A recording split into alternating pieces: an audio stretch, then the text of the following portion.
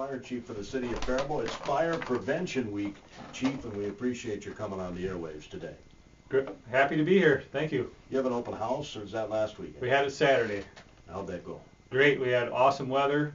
It was a nice combination of a few things going on downtown. So there was little kids running around in costumes and coming up to ours, and the fall festival. Yeah, so I think we gave out just over 400 little plastic fire helmets, so 400 youngsters plus whatever adults they brought with them. People remember that, Dusty. I was visiting with my best friend on the phone the other day. I don't know how it came up, but he was blaming my class for his class not getting the fire helmets. He's a grade behind me, see. And they handed them out, I think, in 3rd grade in Spring Valley, where I grew up. And it just so happens, he said, "Did you ever get your red fire hat?" I don't know how this came up. I said, "Well, yeah." He said, "Well, your class is at fault then, because we never got ours." It ran out, huh?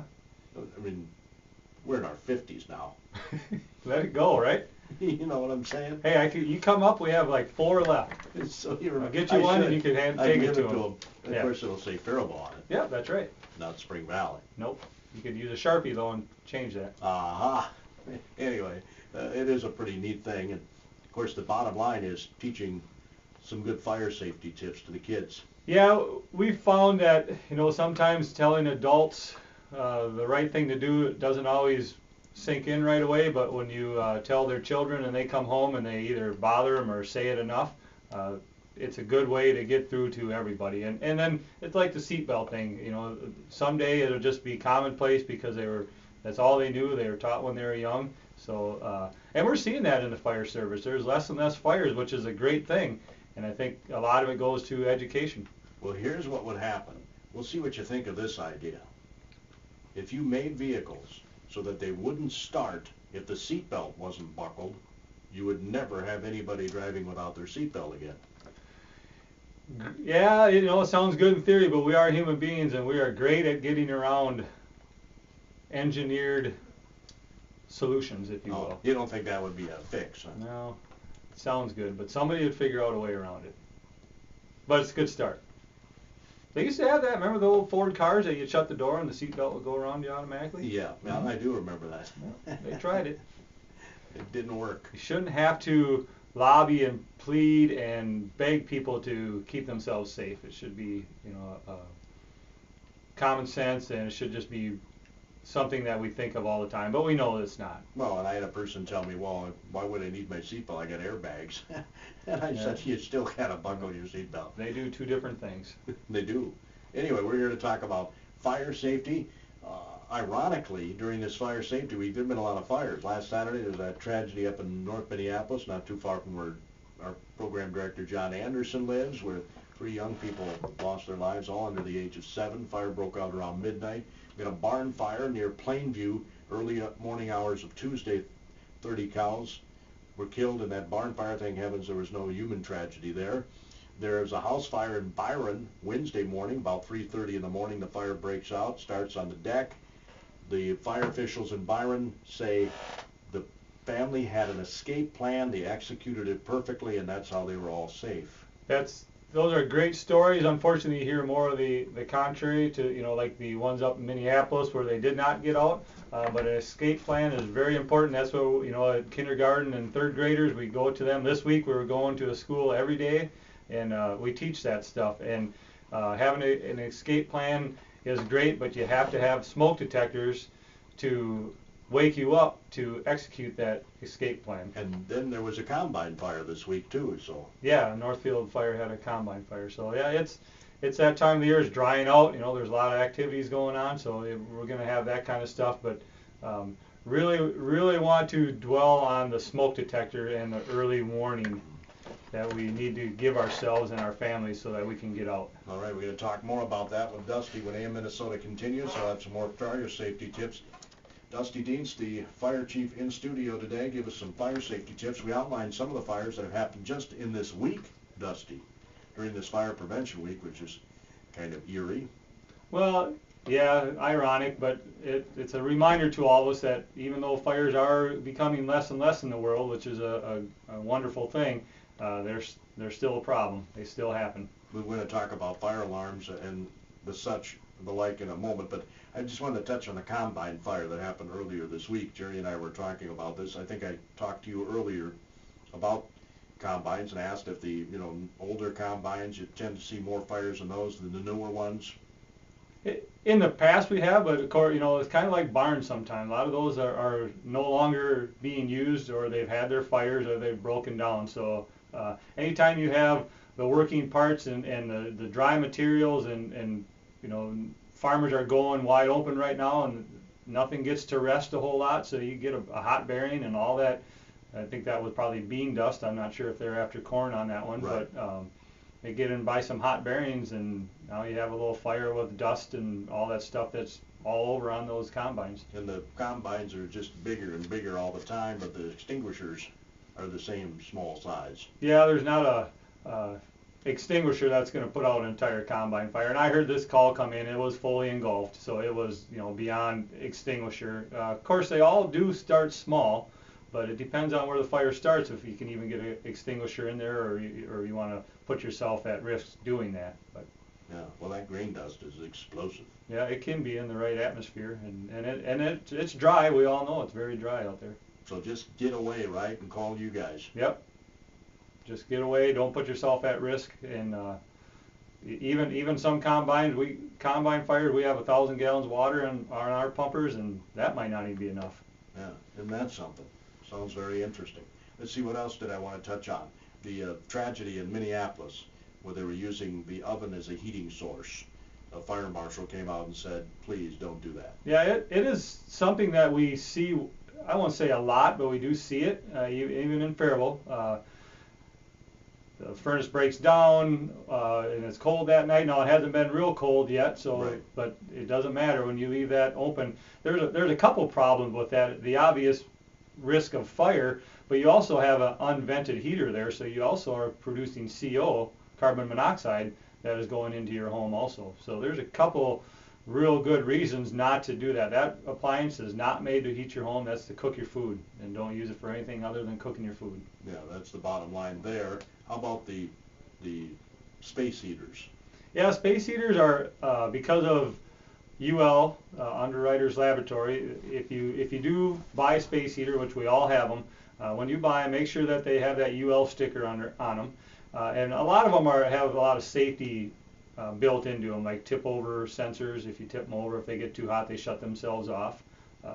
So those are great safety things, but you also, as a person owning that, have to be aware of where you're putting that thing. You can't have the drapes on it or put it underneath a desk. That's something we deal with. You put it underneath a desk with a waste paper basket or piles of other stuff that is flammable, and it gets warm enough underneath there, and pretty soon you can have a fire. Yeah, people want to keep their feet toasty warm, and that's why they put them under the desk. Yep. Yep. We went through and we make sure that they're all made.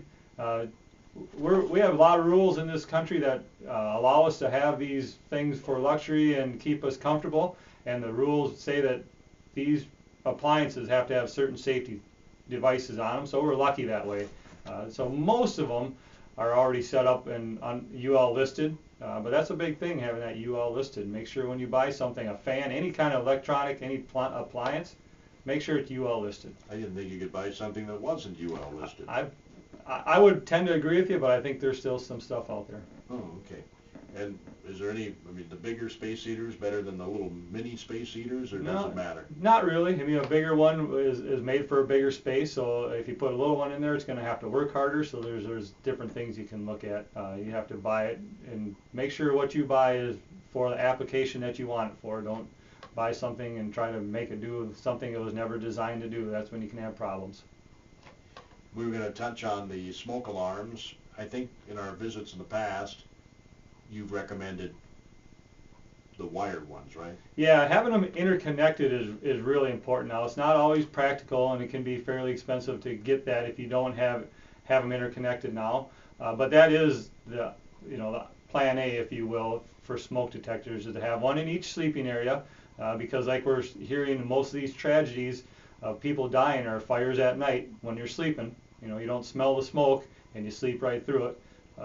So having them interconnected so that the one that detects the fire lights off all the other ones and makes them sound and wake you up. Not only that, I mentioned in my website a blog promoting today's show that when I wake up in the middle of the night, I'm groggy. I mean, I'm just not all there.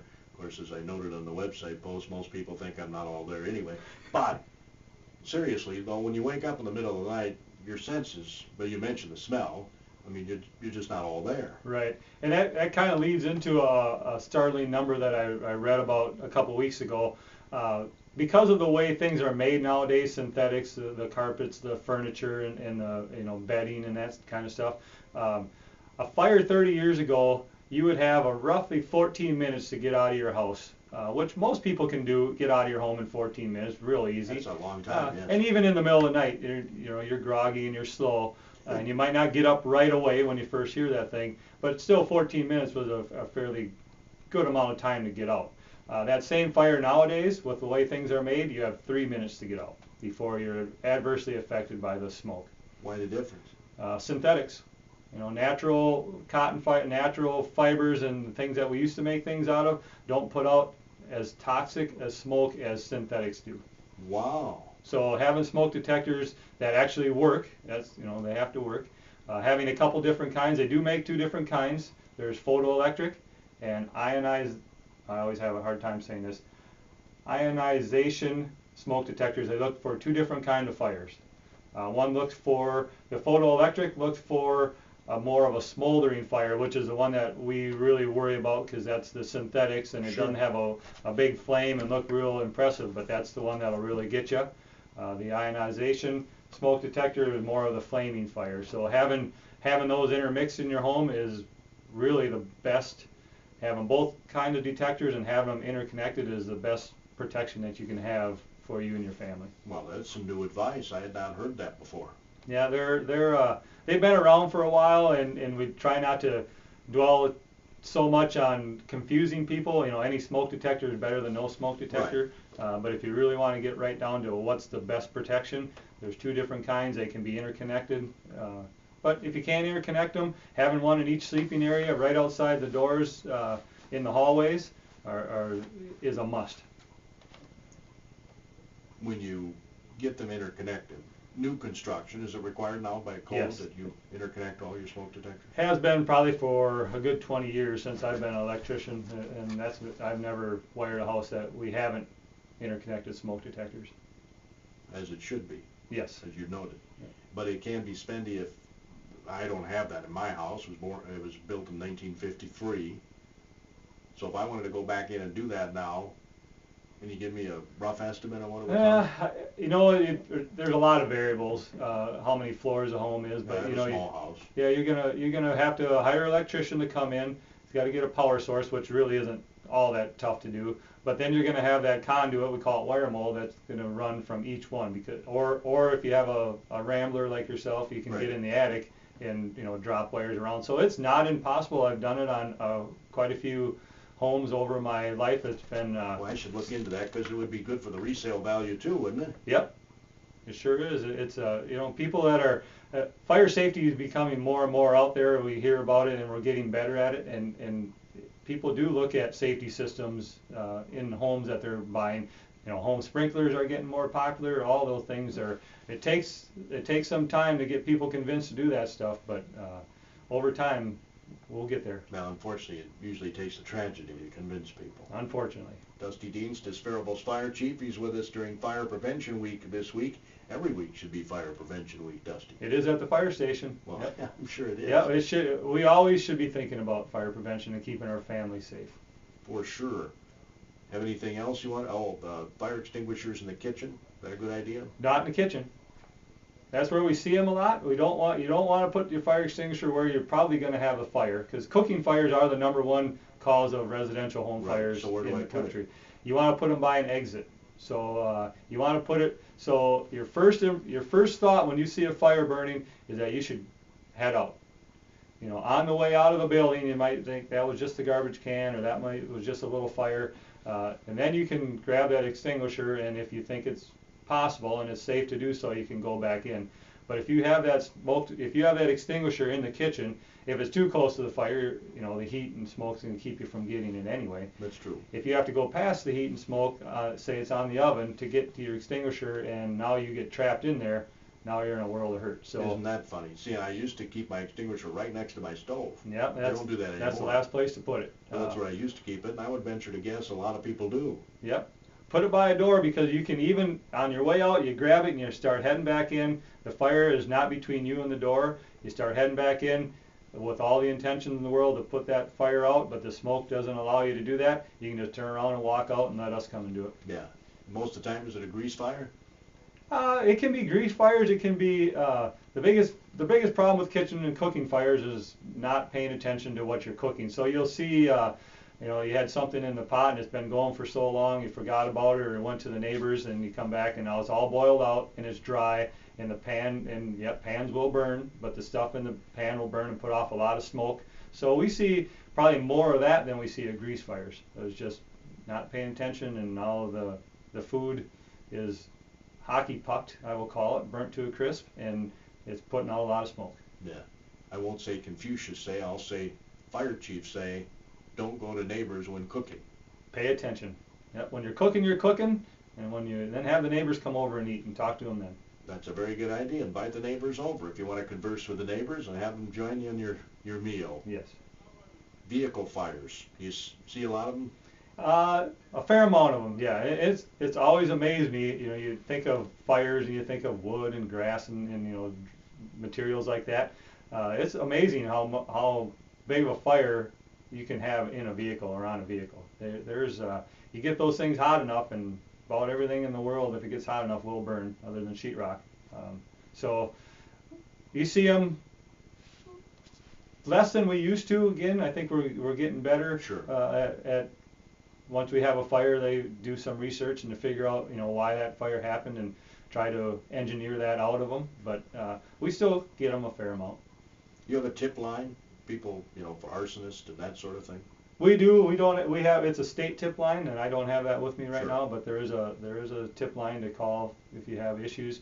We also have we're starting up a program. It's been around for a long time, but we trained one of our firefighters to be to deal with children that we wouldn't go to the point of calling them arsonists yet, but they are experimenting or playing with fire, and we have a program that we can put them through to show them the repercussions of playing with fire. Yeah.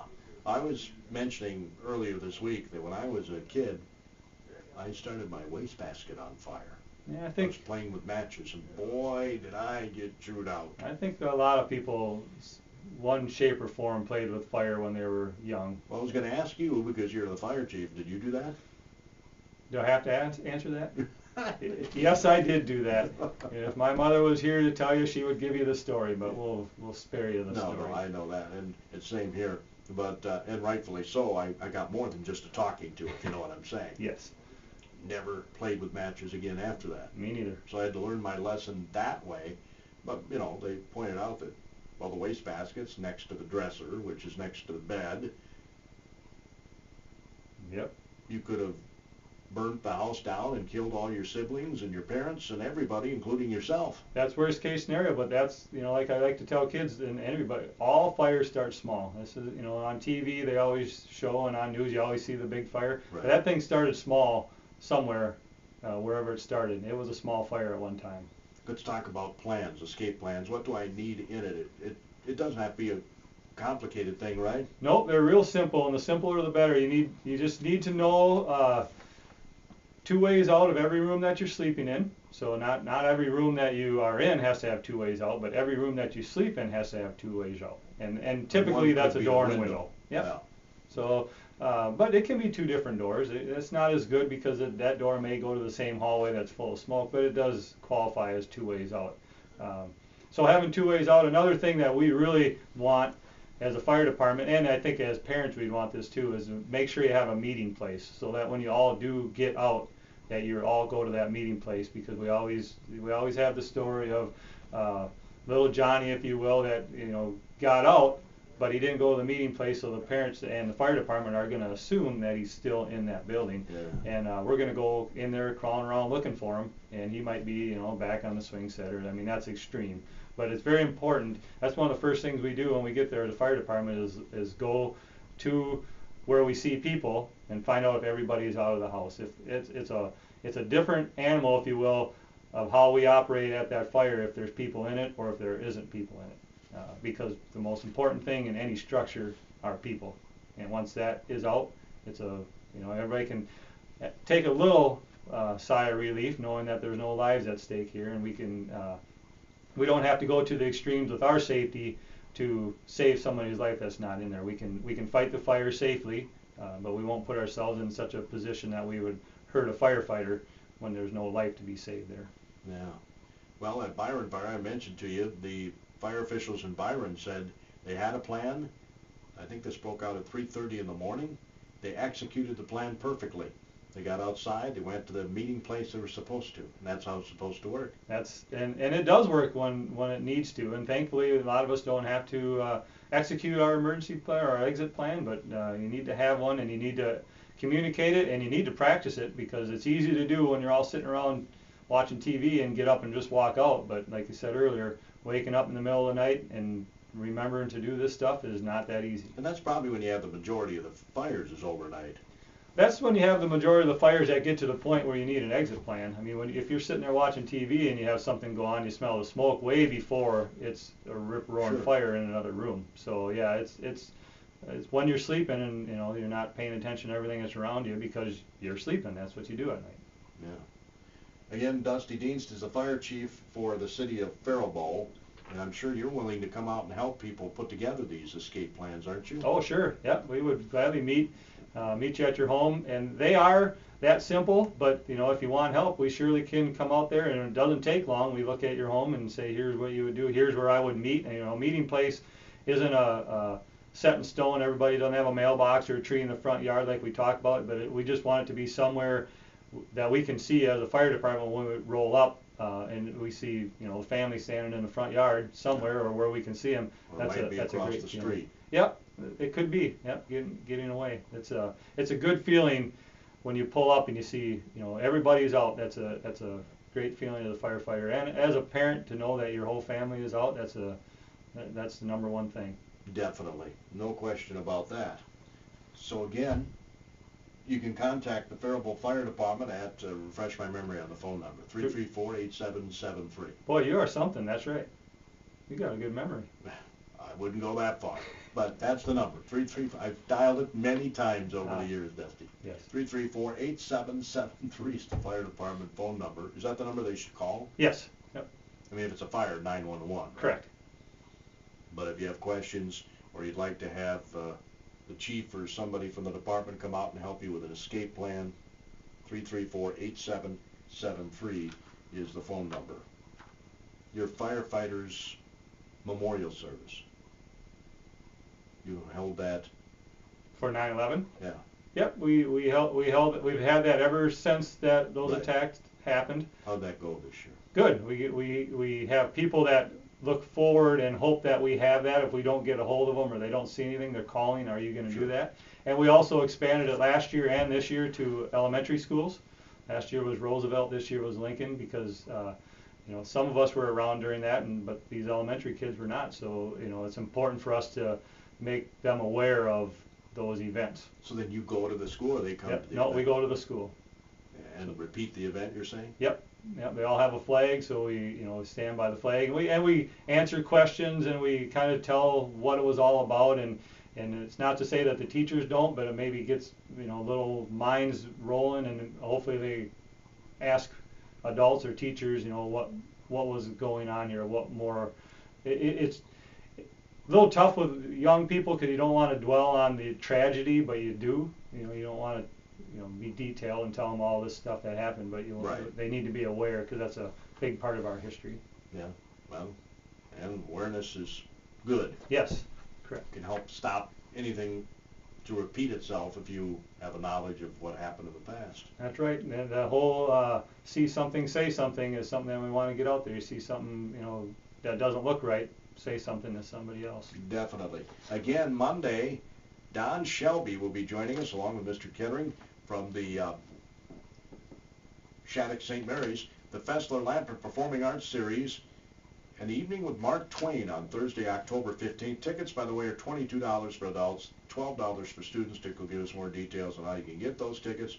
I would assume that you could contact Shattuck and get some details about that if you're interested. I would also assume that'll be a sellout, Don Shelby, and the evening with Mark Twain. So we're looking forward to visiting with Don on Monday's edition of AM Minnesota. He'll be joining us via telephone, and of course Dick will be in studio.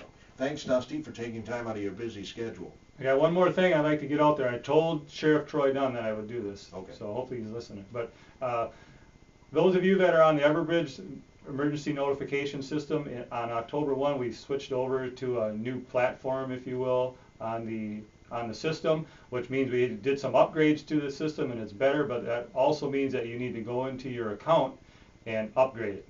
So if you're an existing customer or have a Everbridge account, make sure you go in there and upgrade it. There's some new weather things in there that get you the weather warnings faster, weather notifications. If you're not a customer of Everbridge, and which I want everybody to be, go on the Steele or Rice County website and look for Everbridge and get signed up.